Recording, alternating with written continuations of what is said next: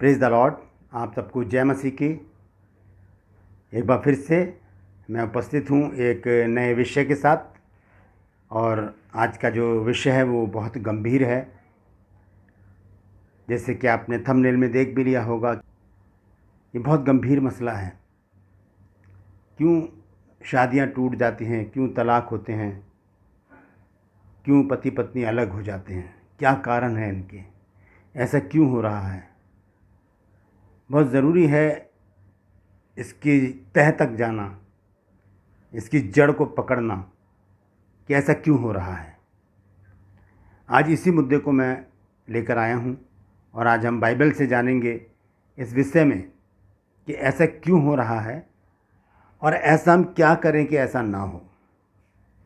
यानी कि शादियाँ क्यों टूट रही हैं, क्यों झगड़े हो रहे हैं, क्यों पति पत्नी अलग हो रहे हैं।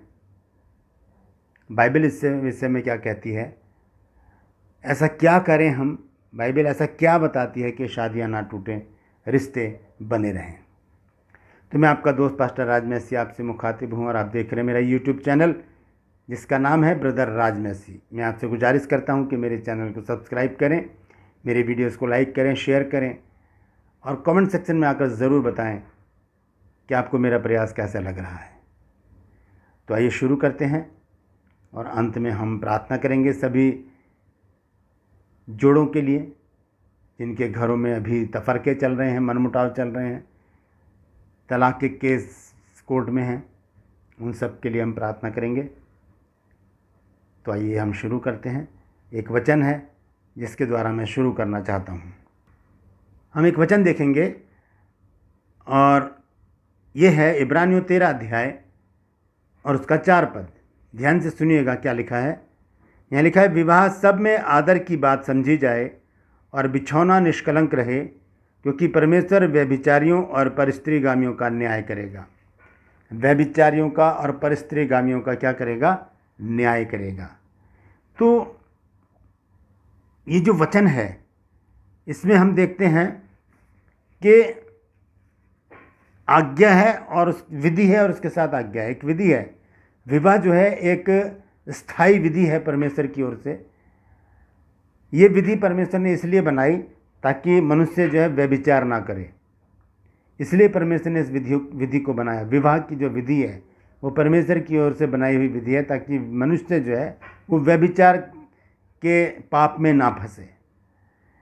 और ये आज्ञा भी है इसके साथ। वो आज्ञा क्या है?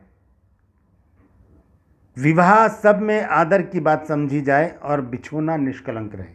यह आज्ञा है, बिछोना निष्कलंक रहे, यानी कि पति का जो बिछौना है उसके साथ कोई और स्त्री ना हो, पत्नी का जो बिछौना है उसके साथ कोई और पुरुष ना हो। इस तरह से लिखा है कि ये निष्कलंक रहे। अगर और कोई है तो वो कलंकित है, वो कलंकित है। तो इस विषय पर हम देखेंगे विवाह जो है एक विधि है जिससे मनुष्य अपनी शरीर की इच्छा पूरी करे और व्यभिचार ना करे। ये विवाह की जो विधि है वो परमेश्वर की ओर से बनाई गई है। आइए देखते हैं, पहला कुरिन्थियों देखेंगे, उसका 7 अध्याय, पहले पद से मैं पढ़ूंगा। यहाँ पर क्या लिखा है,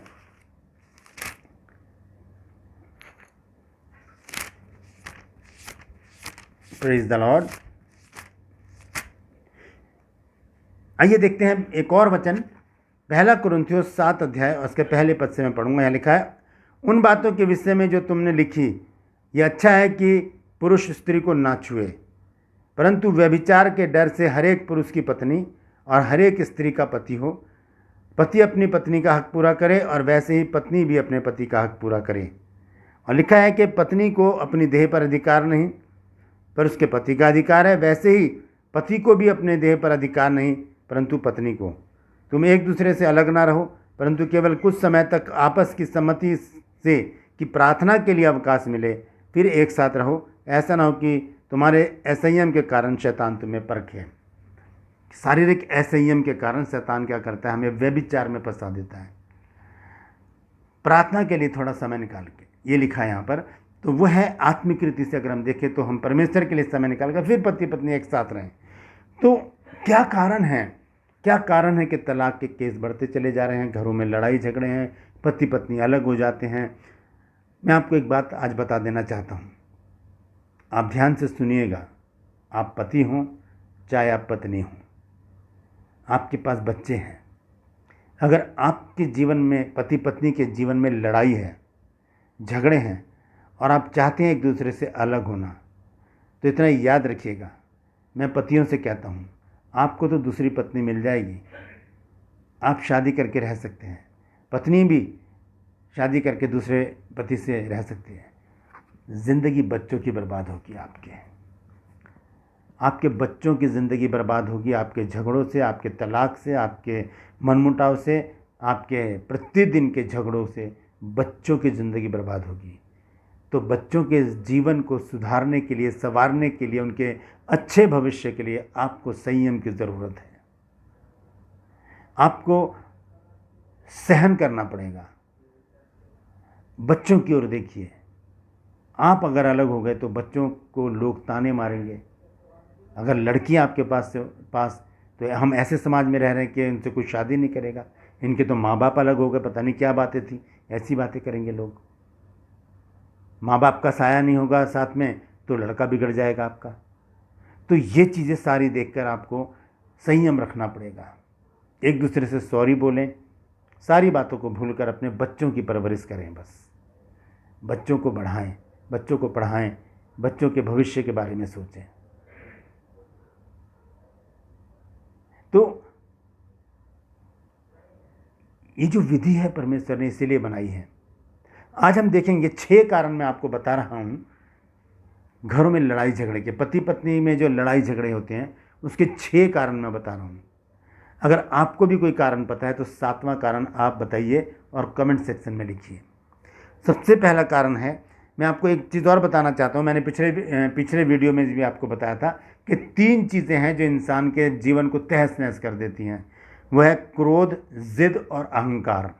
ये तीनों चीज़ें इंसान के भविष्य को, इंसान के जीवन को, परिवार को, सबको तहस नहस कर देती हैं। क्रोध में उठाया गया कदम बहुत खतरनाक होता है, जिद में उठाया गया कदम बहुत खतरनाक होता है, अहंकार में, गर्व में, घमंड में उठाया गया कदम बहुत खतरनाक होता है।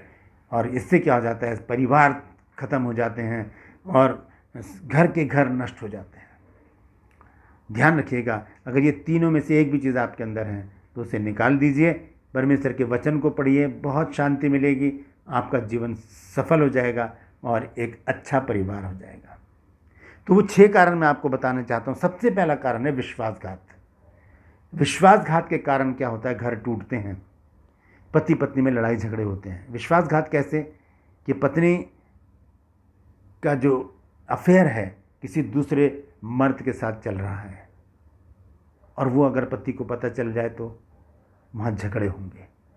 पति का अफेयर किसी और स्त्री के साथ चल रहा है, वो पत्नी को पता चल जाए तो झगड़े होंगे,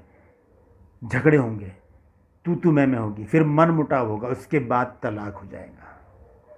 ज़िंदगी किसकी बर्बाद होगी, बच्चों की। अगर बच्चे नहीं हैं तो कोई बात नहीं, लेकिन फिर भी ज़रूरी नहीं कि आप लड़ाई झगड़े करके अलग हो जाएं। मैं एक वचन पढ़ना चाहता हूँ, ध्यान से सुनिएगा।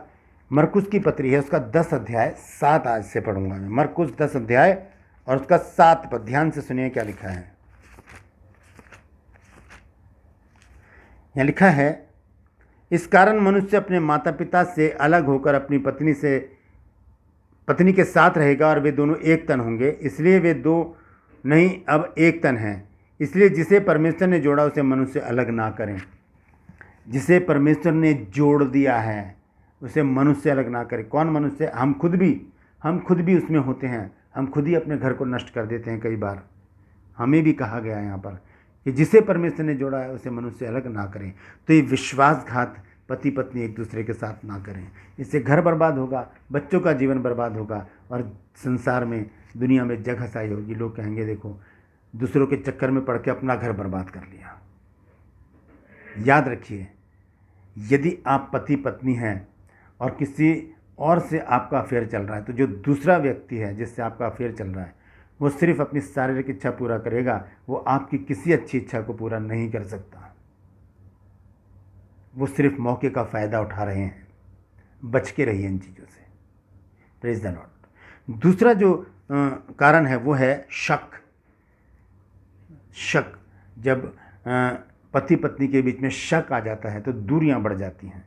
और कई बार क्या होता है, शक हो सकता है कि सच भी हो, कई बार ज़्यादातर देखा गया है शक जो होता है वो निराधार होता है, उसकी कोई बुनियाद नहीं होती और बाद में पता चलता है कि ऐसा तो कुछ भी नहीं था। तो सोच समझ कर, कई बार आंखों देखी बातें भी झूठी हो जाती हैं। इसलिए शक ना करके प्रेम करें एक दूसरे से, एक दूसरे का आदर करें, एक दूसरे को अपने से अच्छा समझें, बाइबल कहती है ये। तीसरा जो कारण है वो बहुत बड़ा कारण है, वो है पति पत्नी के परिवारों का दखल अंदाजी। अगर पति पत्नी में जरा सी भी तू मैं हो गई तो क्या होगा कि पत्नी के, लड़की के जो घर वाले हैं वो आकर बीच में बोलेंगे कि मेरी बेटी को ऐसा क्यों करा, ये क्यों करा, वो क्यों करा। बेटी को समझाएंगे तू क्यों चुप रहती है, तू भी ऐसा करा कर, तू भी ऐसा करा कर। ये गलत शिक्षा देते हैं माँ बाप, इसलिए घर बिगड़ जाते हैं, इसलिए घर बिगड़ जाते हैं। इसी तरह से लड़के के घर वाले भी करते हैं, वो कहते हैं कि तू तो मर्द है, तू क्या को चुप रहता है। ये इस तरह से बातें करते हैं माँ बाप, और क्या करते हैं फिर दोनों पति पत्नी के बीच में क्या हो जाती हैं, दूरियां बढ़ जाती हैं और बात तलाक तक पहुंच जाती है। परिवार तो क्या है कि हट जाता है, लेकिन ज़िंदगी दो बर्बाद होती हैं, घर एक बर्बाद होता है और क्या हो जाता है, एक अच्छा खासा परिवारों की वजह से, लड़के के परिवार की वजह से और लड़की के परिवार की वजह से दो भाग हो जाता है। ये तीसरा कारण है। चौथा कारण है पैसे का घमंड, पैसे की बहुत आयत। अगर लड़की ज़्यादा पैसे वाली है तो उसके अंदर घमंड आ गया अगर, तो फिर वो लड़के को कुछ नहीं समझेगी, पति को कुछ नहीं समझेगी। तो इस बात से क्या आएगी, एक गिल्टी आएगी पति के अंदर और वो थोड़ा सा दूर दूर रहना शुरू कर देगा। और एक दिन क्या होगा कि वो जुबान भी चला देगा, हाथ भी उठा देगा, और फिर क्या होगा, यहाँ से क्या हो जाएगा, दोनों अलग अलग हो जाएंगे। इसी तरह से पति भी अगर ज़्यादा पैसे वाला है तो उसके अंदर भी घमंड आ सकता है, वो भी पत्नी को तुच्छ जान सकता है। और ऐसी परिस्थिति में पत्नी के अंदर भी गिल्टी आएगी और वो भी क्या करेगी, दूर रहना शुरू कर देगी और कई बार क्या होगी, जुबान भी चला देगी और हो सकता है हाथापाई भी करते हैं। तो अपने अंदर इस पैसे के घमंड को निकाल दीजिए, इससे परिवार नहीं चलते, इससे परिवार नहीं चलते। ये घमंड कीजिए कि मेरे पास एक सुंदर पत्नी है, समझदार पत्नी है। ये घमंड कीजिए कि मेरे पास एक हैंडसम पति है, एक समझदार पति है। इस बात पे घमंड कीजिए। पांचवा कारण है उच्च पद का घमंड, ऊंचा ओहदा। पति अगर ऊंचे ओहदे पर है, अच्छी कंपनी में काम करता है या अपना अच्छा बिजनेस है, और पत्नी हाउसवाइफ है या किसी छोटी कंपनी में काम करती है, तो वहाँ पर भी तफरके आ जाते हैं, मनमुटाव आ जाते हैं, दूरियां बढ़ जाती हैं। इसी तरह से अगर पत्नी भी ऊंचे पद पर है और पति छोटे पद पे है, किसी सरकारी प्राइवेट कंपनी में काम कर रहा है, छोटी कंपनी में काम करता है, तो वहाँ पर भी मनमुटाव होना बहुत लाजमी है। यहाँ पर भी आपको संयम की ज़रूरत है। आप अपने पद की गरिमा को रखें। आप ऊंचे पद पे हैं तो अपने ऑफिस तक ही उस ऊंचे पद को कायम रखें। घर आकर आप उस पद पर नहीं हैं, आप अब पति के पद पर हैं घर आकर, और आप भी पत्नी के पद पर हैं घर में। अपने ऑफिस में आप ऊंचे पद पर हैं, उससे कोई इनकार नहीं है, लेकिन घर में आप एक पत्नी हैं, घर में आप एक पति हैं। प्यार मोहब्बत से रहिए, इस घमंड को अपने अंदर से निकाल दीजिए। घमंड जो है वो शैतान का हथियार है। घमंड से क्रोध पैदा होता है और क्रोध क्या करता है, वो हमें पापी बनाता है, क्योंकि क्रोध करना पाप है। Praise the Lord. छठा जो कारण है वो है चुनाव।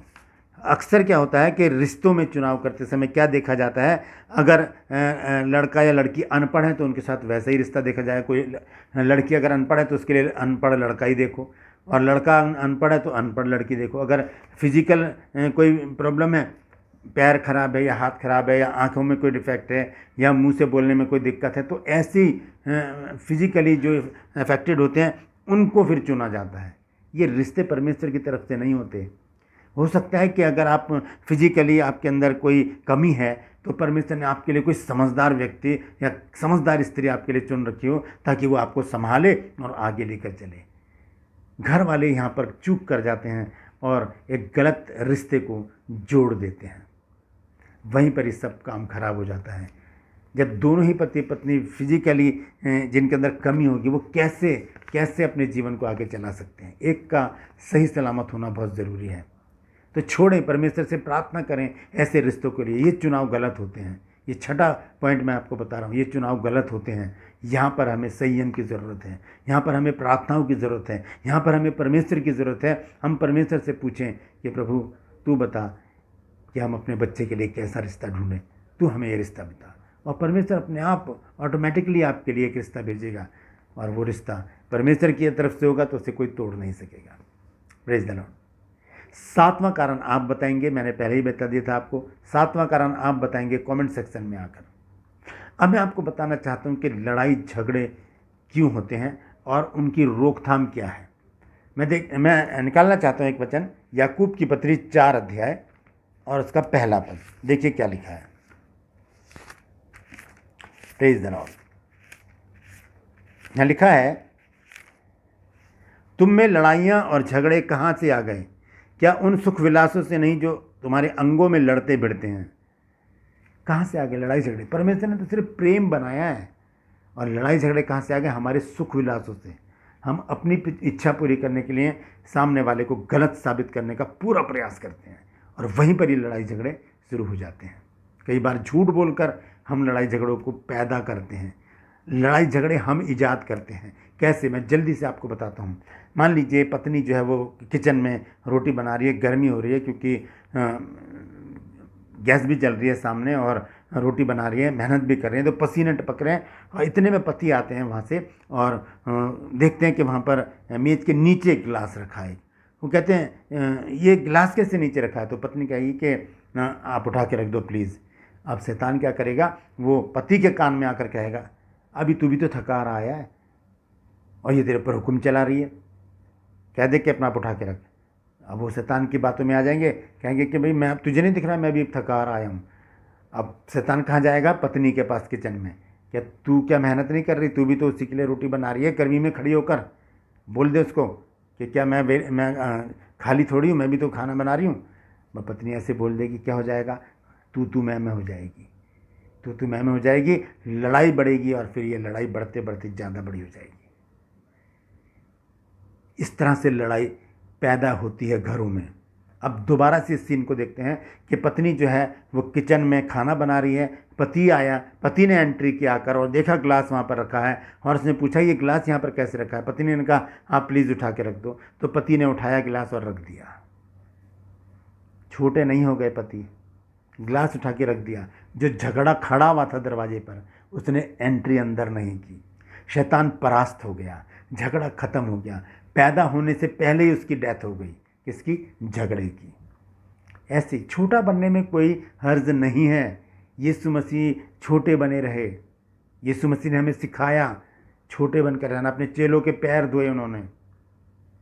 छोटा बनने में कोई हर्ज नहीं है, सॉरी बोलने में कोई हर्ज नहीं है, थैंक यू बोलने में कोई हर्ज नहीं है, गॉड ब्लेस यू बोलने में कुछ हर्ज नहीं है, कोई बात नहीं कहने में कोई हर्ज नहीं है। अब मैं आपको बताना चाहता हूँ कि हम क्या करना चाहिए पति पत्नी को। आइए देखेंगे। पहला पत्रस 3 अध्याय 1 से 6 आयत तक मैं पढ़ूंगा। पहला पत्रस 3 अध्याय 1 से 6 आयत तक। यहाँ पर इस प्रकार से लिखा है,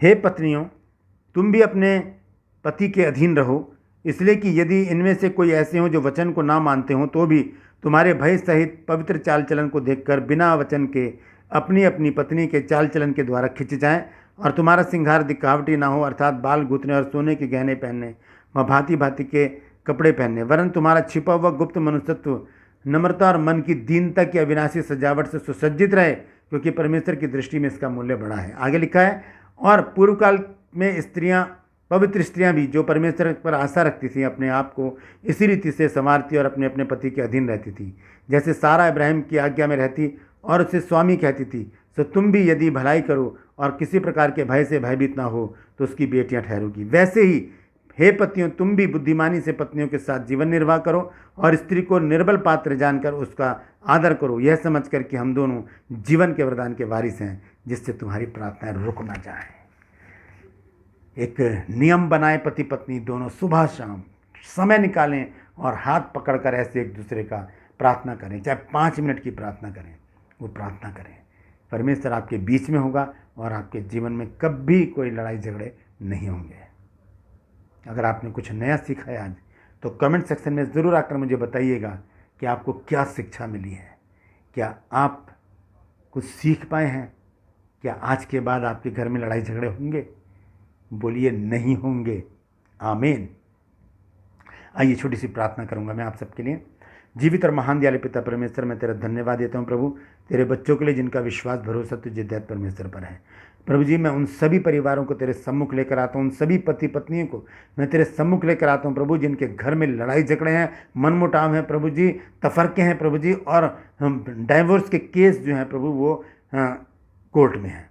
मैं उन सब परिवारों में भलाई चाहता हूँ प्रभु जी, प्रेम चाहता हूँ प्रभु जी, मेल चाहता हूँ मेरे परमेश्वर।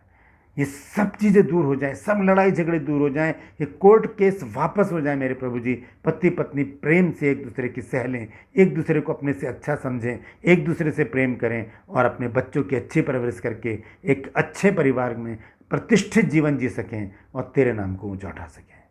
प्रभु जी, सबको समझ बुद्धि ज्ञान दे प्रभु, ताकि गंभीरता से इस बात में सोचें कि ये लड़ाई झगड़े हमारे घर में क्यों हैं।